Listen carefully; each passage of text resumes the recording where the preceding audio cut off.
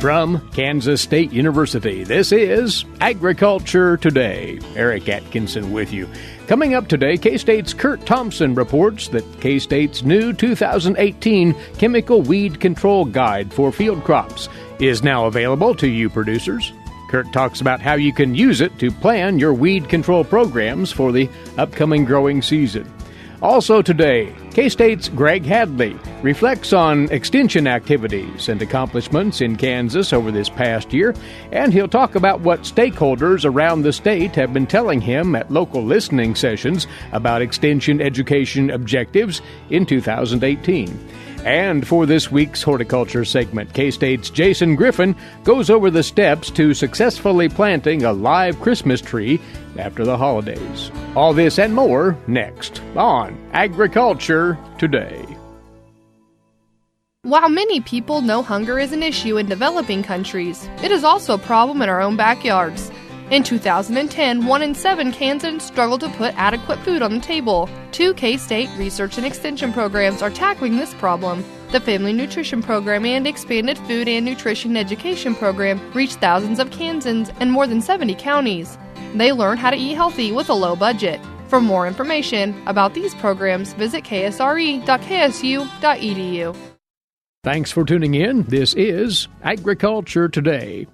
Every year, the Department of Agronomy at Kansas State University turns out a very important publication for you crop producers. It has become quite a reference over the years, a valuable source of information for you as you contemplate chemical weed control options. The 2018 Chemical Weed Control Guide for Field Crops, Pastures, Rangeland, and Non-Cropland is now available from K-State. And to tell us about new features and other aspects of this guide, Curt Thompson is along, Weed Management Specialist with K-State Research and Extension. This, Curt, is one of the most popular and most widely used extension publications and references out there, and for good reason, because it is comprehensive in its information. Oh, that's right, Eric. Pleasure to be here with you.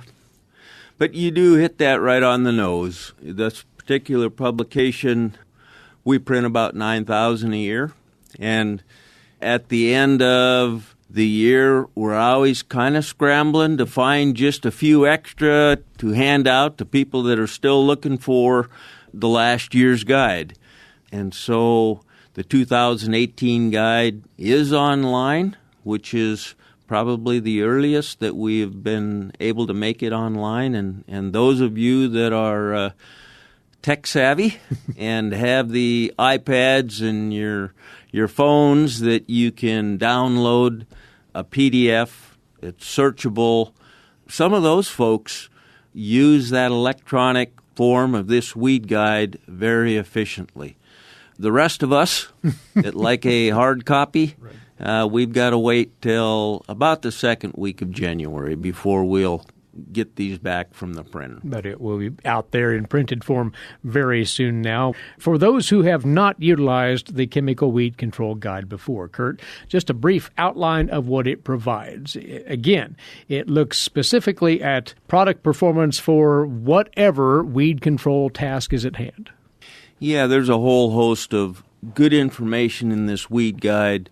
As you move through some of the early pages in the weed guide, there is discussion on herbicide mode of action, those types of things, which has become increasingly important to understand mode of action and rotating herbicides with different modes of action to help manage the resistant weed issues that we have out there.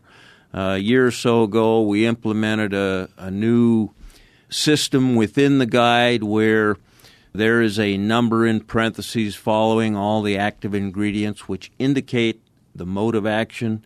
And so if we have an herbicide with 3 active ingredients, you can look at those numbers in the parentheses, and if they change, that means we've got multiple modes of action. And so you don't have to know and understand that other than to know, I've got an herbicide that has 2 or 3 different modes of action. And that can help growers. One of the things that we use this guide for very readily is all of our common field crops that we have in Kansas. We do list the various herbicides that are registered for the respective crops. There's a table in there that lists the herbicides. Across the top is a whole host of weed species, and so it gives you a relative ranking of how effective a certain herbicide program might be. So it is, in fact, a guide. It's not the label. Right. But it can steer a grower or somebody who is consulting a grower on choosing an herbicide program to manage the weed issues that they're dealing with. And that would be one of the big functions that we have for this particular guide. And again, the main crops that we cover in this guide: corn, soybeans, sorghum, wheat, sunflowers, cotton, canola is in there as well. And then there's the whole element of pasture and rangeland and all the different weed issues we might be dealing with and brush control. All of that is part of the guide. And then we go through, toward the back of the guide, a list of a number of common noxious weeds and the various weed control programs that can effectively control those. So it's really a multi-purpose guide, and as a result, very popular. And I think it's probably the number one publication that Extension puts out that is used across this state. One aspect within the guide that we've talked to before, it was introduced not that long ago. You do provide estimates of the retail costs of herbicide products in 2018 for those who'd like to punch a few numbers. We do. The source of the information comes from, well, it's an average of about 3 different sources. We take their recommended retail price, and that reflects perhaps how you might buy the herbicide in a 2.5 or 5 gallon jug. It doesn't reflect the price of, say, shuttles or any kind of special programs that a company might have. So as we look at the prices in our weed guide, they're going to tend to run on the high side, and I think that's okay. But the numbers are still relative.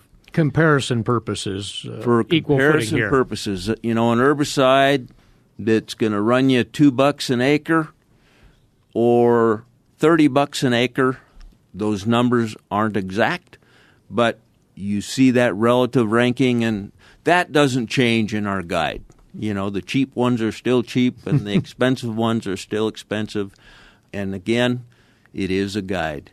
What we really did want to always avoid is coming up with a price on a given herbicide and have some grower take the weed guide into the co-op and say, K-State says this herbicide should be priced like this. And so that's not the intent here. That is not the intent here. This is just simply a guide to help them choose and maybe get a feel for what it might cost as well. Very good. Curt, any new features on top of what's been in the guide previous then this year? Well, what we always do is we go through this thing and we add any new herbicides. Okay, and so for the first time, we'll actually have Enlist Duo and Enlist Corn, a new technology available to corn growers for 2018. So that's in there, just in the regular list of herbicides. And of course, with the dicamba products that are now available in beans and cotton, of course, we have the Extendamax, Fexapam, and Ingenia, the new formulations of dicamba, and a discussion that goes along with those in the soybean sections and in the cotton sections.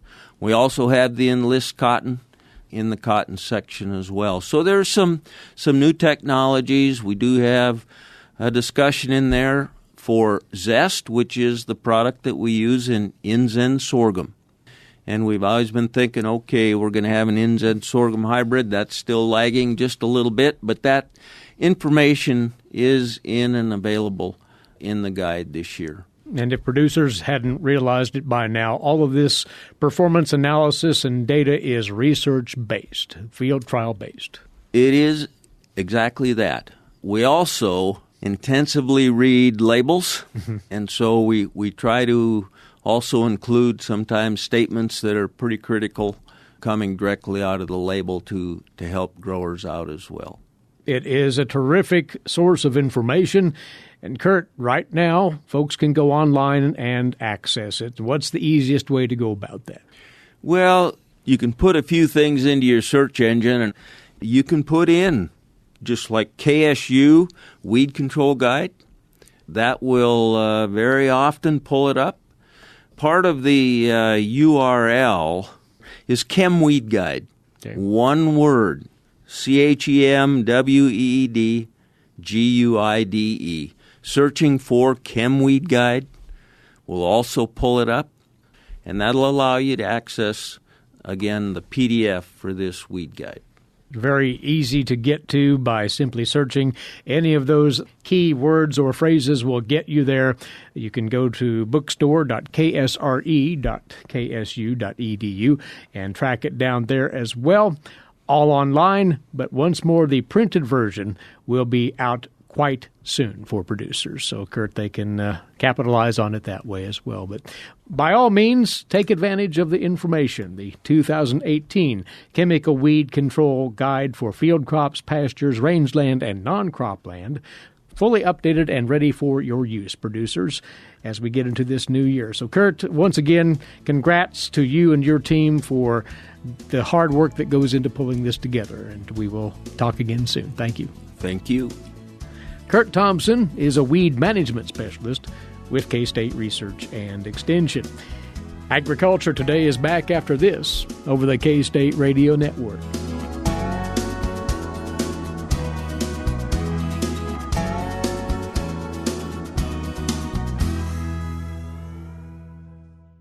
Legal and financial concerns surround the day-to-day management of the agricultural industry. Producers, ag creditors, and USDA agencies rely on Kansas Agricultural Mediation Services. If you've received an adverse decision from the USDA or have an ag credit concern, call today 800-321-3276 or visit us online. Kansas Agricultural Mediation Services, exploring options, generating solutions.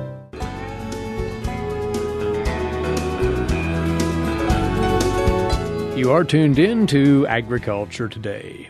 We do take the time at year's end to catch up with the Associate Director of Extension at Kansas State University to look back on the year just passed in extension activities in Kansas and look forward to what might lay ahead for the Cooperative Extension Service out of K-State.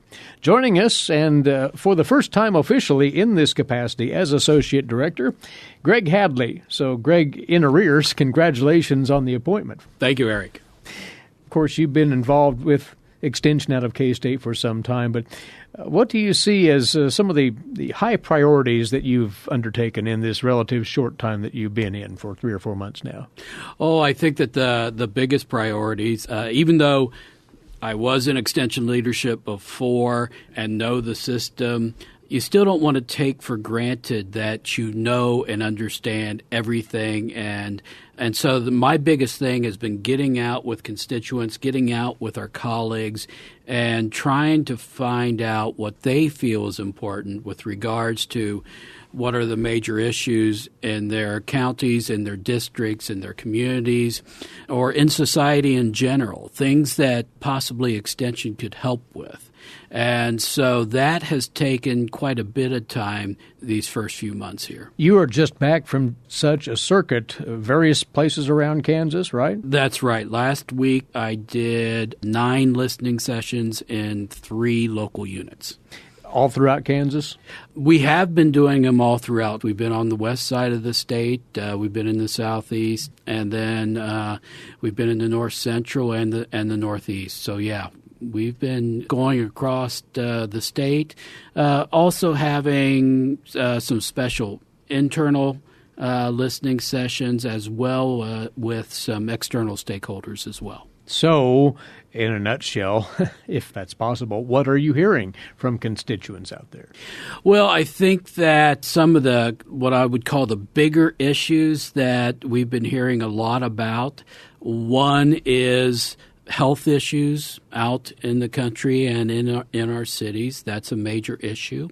There is concern that people are growing more distant from agriculture and understanding where their food production, how it works and all that.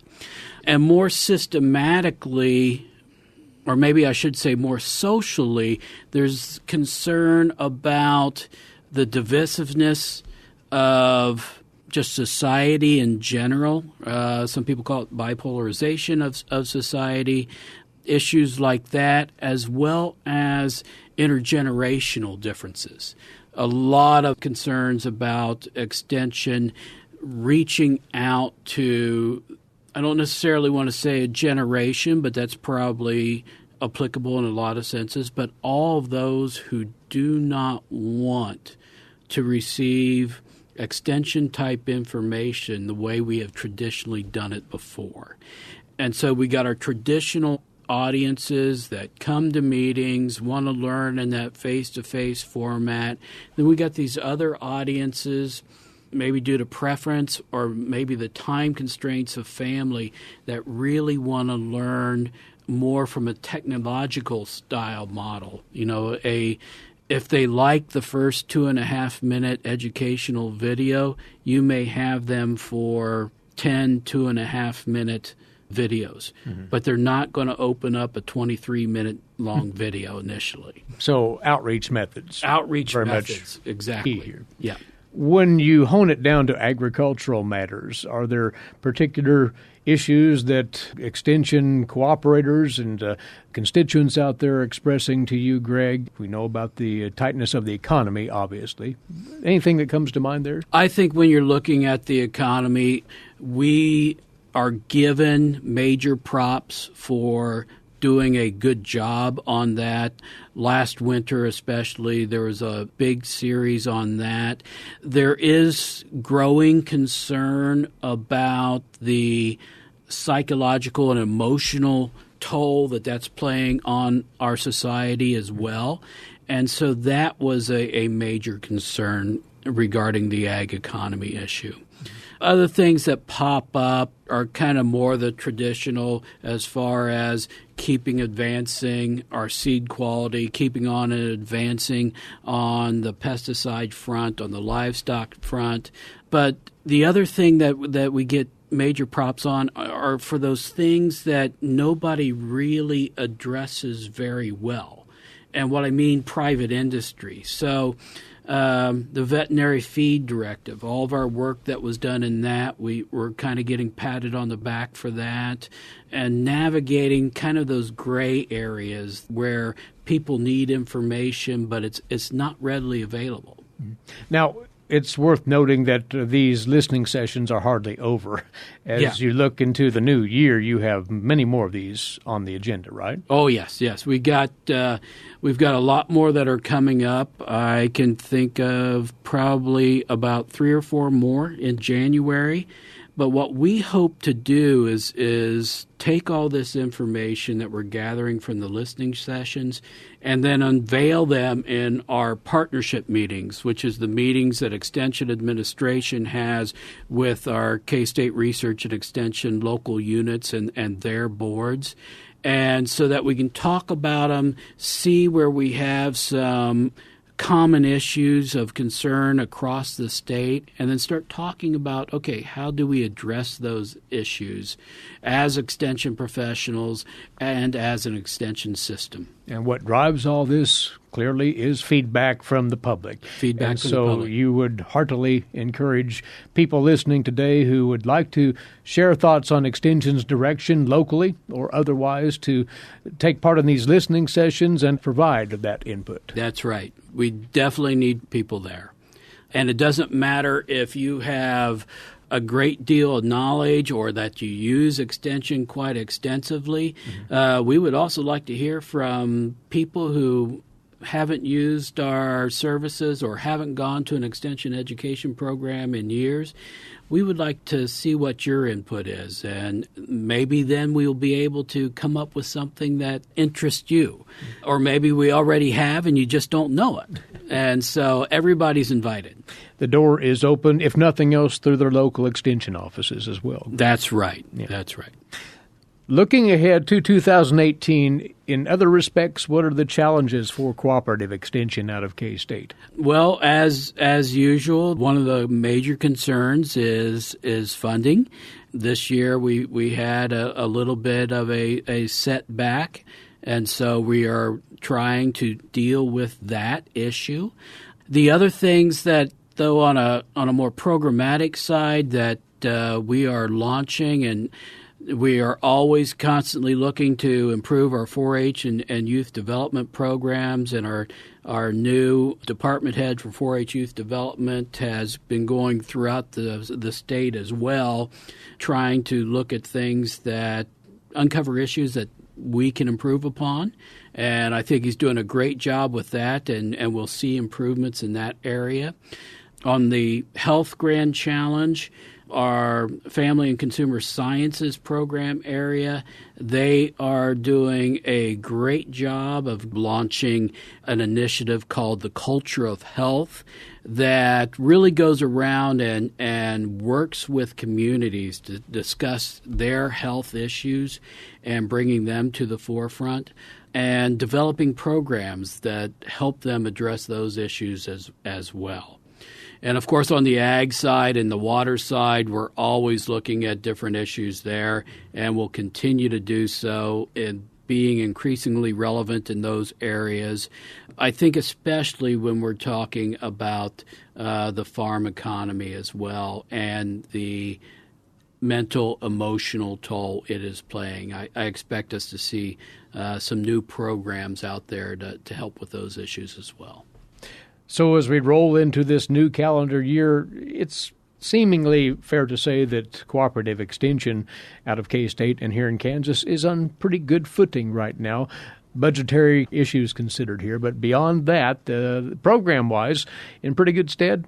I think programming-wise, we are always ready. The great thing about when you're an extension professional, especially a K-State research and extension professional, you are always looking ways to help your community, to help agriculture by providing that research-based information and educational programs that people need to improve their lives, livelihoods, and communities. That is always first and foremost in our mind, and it always will be. So I think it'll be a great outlook for extension programming in 2018. All the best in that pursuit in this new year ahead, Greg. A pleasure, and happy holidays to you and yours. Thank you. All right. Thank you. The Associate Director of Extension at Kansas State University, that's Gregg Hadley, with a look back and a look ahead at extension activities here in the state of Kansas on this part of Agriculture Today. And we'll be back in a few moments on this, the K-State Radio Network.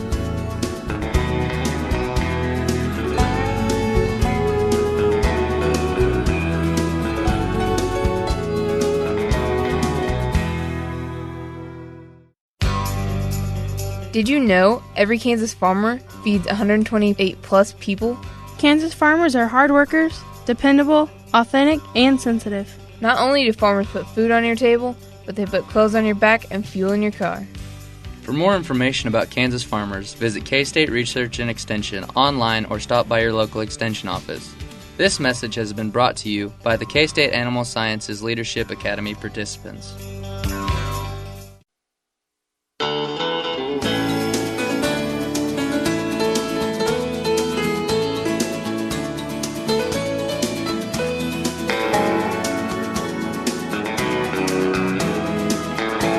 Agriculture Today continues now here on the K-State Radio Network. Once more, glad to have you aboard. Eric Atkinson here. Today's agricultural news headlines coming your way now, courtesy in part of DTN. Well, cotton producers will finally get that opportunity to sign up cotton seed in an emergency disaster bill that Congress is expected to pass before leaving town for the holidays. House Republican leaders released a hurricane and wildfire disaster package that would also attempt to deal with problems in the cotton and dairy programs and cut the Supplemental Nutrition Assistance Program. However, that bill's future was uncertain. Republicans had indicated they would add the disaster package and several other measures to the continuing resolution. However, Politico reported that Republicans had abandoned plans to fund the Pentagon for the rest of the fiscal year and decided that the disaster bill would have to have a separate vote. House Republican leaders are hoping to vote on any bills today and leave Washington on the assumption that the Senate will then accept their bill rather than return next week, according to Politico. Congress must pass a continuing resolution by tomorrow or the government will shut down. According to a news release from the House Appropriations Committee, the disaster bill would spend $2.6 billion on specific agricultural disaster aid for crop and livestock disasters. The provisions of the bill would declare seed cotton eligible for farm subsidies. All the while, the bill sets a reference price for seed cotton at 36 cents a pound. Cotton farmers would have a one-time opportunity to update the payment yield for upland cotton on the farm sometime in the early part of next year. Then producers would choose to enroll the seed cotton into either the Agricultural Risk Coverage Program or Price Loss Coverage Program. Cottonseed acres for farm program payments would be either 80% of a farmer's current generic base acres or the average volume of cotton acres planted from the years 2009 to 2012. And farmers that would enroll cottonseed in ARC or PLC would then not be eligible to enroll that acreage in the Stacked Income Protection Plan, or STACS for short. The bill would also repeal the existing cap on dairy and all livestock insurance policies in the Federal Crop Insurance Act. Senate Agriculture Committee Ranking Member Debbie Stabenow said that expanding insurance options for dairy farmers is a good first step, but in her words, there's more we can do to help producers recover from tough economic times and lay the groundwork for further progress in the 2018 Farm Bill. Stabenow said that as the Senate completes its work on the disaster package, she would continue to support the margin protection program improvements that Senators Cochran and Leahy made in the Senate Agriculture Appropriations Bill. Now, the crop insurance industry and a USDA agency are working now in tandem to provide producers new insurance options through the new Farm Bill. More on that from the USDA's Rod Bain. As congressional agriculture committees work together to develop the 2018 Farm Bill, USDA's Risk Management Agency and an organization representing the nation's crop insurance industry will collaborate to implement Farm Bill-related safety net programs and policies. We had a great relationship working through the 14 Farm Bill, and we would anticipate the same coming into the next one.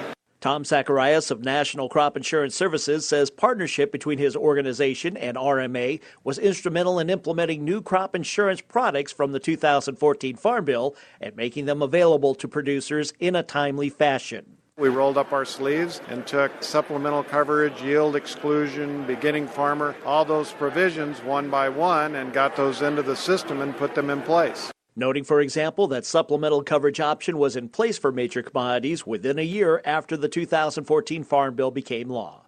I'm Rod Bain reporting for the U.S. Department of Agriculture in Washington, D.C. And the herbicide glyphosate is not likely to be carcinogenic to humans. That, the conclusion reached by the Environmental Protection Agency in its draft risk assessment released this week. That assessment is set for a 60-day public comment period early in 2018. The EPA said in a news release that a proposed interim registration review decision for glyphosate is set for publication in 2019. That decision would propose a variety of mitigation steps to reduce glyphosate risks if measures are in fact needed. The EPA also said it conducted an in-depth review of the glyphosate cancer database before coming to its conclusion. This is Agriculture Today, and now it's on to this week's edition of the Kansas Soybean Update. Awaiting with that is Greg Akagi. Greg? Teresa Brandenburg joins us. She serves as second vice president of the Kansas Soybean Association and chair of the Kansas Soybean Expo Committee. And Teresa, coming up on Wednesday, January 10th, will be the 2018 Kansas Soybean Expo. Yeah, we are so excited to welcome soybean producers from across the state to Topeka for this year's expo. And it will be at the Capitol Plaza Hotel's Manor Conference Center at the Kansas Expo Center. And what time do you guys get things started? We're going to start with registration at 8:30, and we'll have some breakfast goodies available there. And at 9 o'clock, we'll kick off with a welcome from both our commission and association president. And then we're going to dive right into a really full day. What's going to be on the program this year? Well, this year, we're starting out with some commissioner partner updates from the U.S. Poultry and Egg Export Council, as well as the U.S. Soybean Export Council. And then we decided we wanted to have a little fun this year, so Roger Radley will actually be joining us, and he touts himself as a farm boy turned comedian, so that should be a really fun keynote address from him. And then, of course, we have the luncheon, which is always a highlight, and at the luncheon, we're going to get to hear from the CEO of the National Biodiesel Board, as well as hear an American Soybean Association report. And then, obviously, the highlight of the luncheon is always the KSA annual meeting. That's an important opportunity for our members to really touch base with the association and get a feel for what work's being done on their behalf. And then we jump into the afternoon. And the afternoon, you're going to hear from the folks at K-State Research and Extension. We've picked 3 really important topics. We're going to be hearing from speakers about increasing yield, as well as the dicamba issues, and then some stem borer issues that people are having across the state. And before that, I know people always look forward to seeing the yield and value contest results, and that'll actually be at 1:15, followed by our reception at 3:45. Just a really packed day, really worth your while to come out to Topeka. Now, one thing we do want to say is if you can pre-register, that would be great, but there's a deadline to be able to do that? Yes, we would like everybody to go to kansassoybeans.org/expo and click on the pre-registration by January 3rd. That makes sure that we are going to have a meal for you and a seat for you, and it just helps us be prepared to give you guys the best possible experience that day as you join us. So January 3rd, kansassoybeans.org/expo. Click on that pre-registration, or you can also print a registration sheet and mail that in. Or you can call 877-577-6923, 877-KS Soybean. Teresa, I appreciate you joining us. Thank you very much. Thanks so much. Teresa Brandenburg, serving as second vice president of the Kansas Soybean Association and chair of the Kansas Soybean Expo Committee. She joins us on the Kansas Soybean Update. It's brought to you by the Kansas Soybean Commission. That from Greg Akagi, and thanks, Greg. You're listening to Agriculture Today. For 25 years, K-State Research and Extension's Kansas Agricultural Mediation Services has been providing a no-cost, confidential place to call in and visit with an agricultural lawyer. Our experts are available to help you producers handle legal and financial issues. Explore your options and generate solutions. Call us at 800-321-3276 or visit us online. Kansas Agricultural Mediation Services.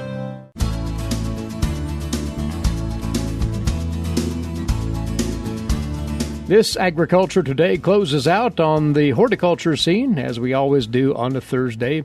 For those of you who have a live Christmas tree on hand for your holiday decoration and have intentions of either planting that tree as an addition to your home landscape, or should it be in a container, maintaining it for the next Christmas season and using it at that time as well. We'll look at both of those options and how to manage the tree accordingly. Jason Griffin is with us once again, K-State Research and Extension horticulturist. He directs the John C. Pear Horticulture Center for K-State down at Wichita. So, Jason, this is a good idea that a lot of folks have taken up, and that is actually using a live Christmas tree. But in either case of how they go from here, they'll have to take some pretty good management care with it, won't they? Yes, they will, Eric, and thanks for having me, and happy holidays. Happy holidays to you. This living Christmas tree is definitely an increasing trend. Folks want to be a little more green. They want to have a real live Christmas tree that they can put in their landscape and hopefully send fewer trees to the landfill and the compost pile. You bet. Let's start with the idea of planting a live Christmas tree. Where to place the tree within the landscape? That's pretty much at the discretion of the homeowner? Well, sure. So in this scenario, you're buying perhaps a bald and burlap pine tree, a fir tree at the nursery. You use it in your house for a week maximum because you don't want it to deacclimate. And then you take it outside and put it in your landscape. So, yeah, most conifers they're going to get pretty good size. Think of the pine trees, the fir trees around your neighborhood at maturity. They do get pretty good size. So even though it's a small Christmas tree in your house, it is going to get 30, 40 feet tall eventually. But the key here is the size of the hole that one digs to plant that tree in.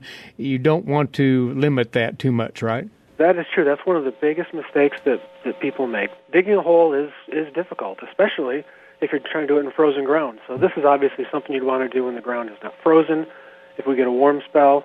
And we always recommend that hole has got to be at least twice as wide as the root ball is and no deeper than the root ball. If it's overly deep, that will cause drainage problems. Is that the issue? If it's overly deep, it causes a couple of problems. The primary one is that when you put that tree in the hole and you put soil back around it, you end up with soil up around the stem of the tree. And that trunk was never meant to be in contact with soil. Mm-hmm. And that bark will rot and we'll get insects and diseases in there. And the width of that hole is obviously to accommodate root growth. That's right. Forget about those pictures of tree roots that we learned when we were back in grade school.